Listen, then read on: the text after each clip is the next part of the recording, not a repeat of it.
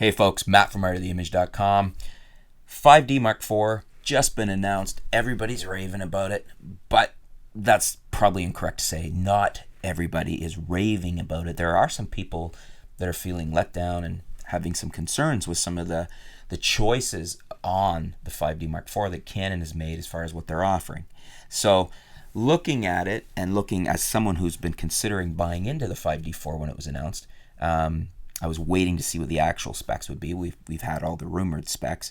I've got four things that make me think that I maybe won't buy into it. So anyways, these would be four reasons, the four reasons I've come up with anyways, which would hold me back from buying. So maybe why you wouldn't want to buy the system, why you might keep your 5D3, why you might consider another system, why you wouldn't buy the 5D4.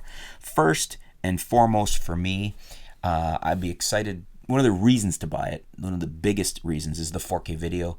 And I think Canon has done not the best job of what they're giving us in 4K video. It's an old codec they're giving us. This MJPEG codec is really massive file sizes, big overhead that way.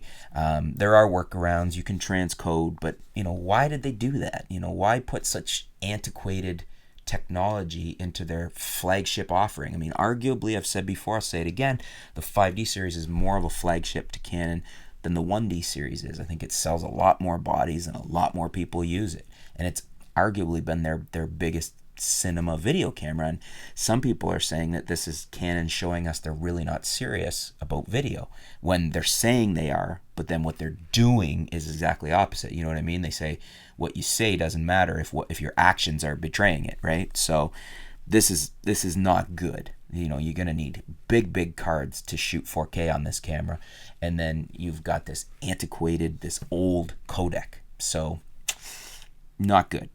The second thing that's a big deal for me is no articulated screen. The 70D and the 80D are great video cameras, and one of the reasons for that is the articulated screen. No reason not to include this, and it should have. All pro cameras that are designed for video, that have a large video component, as the 5D series do, a video users following, a large amount of people buy them for video. It should have an articulated screen, articulated touchscreen, no doubt about it. Now, we do have a touchscreen, but no articulated screen, and that's so limiting. That just shouldn't have happened. It should have been an articulated screen. Third up is the crop factor. It's a 1.74 times crop. This is effectively making a lot of cine lenses useless for people, like just the inability to use a lot, like Metabones, cine lenses.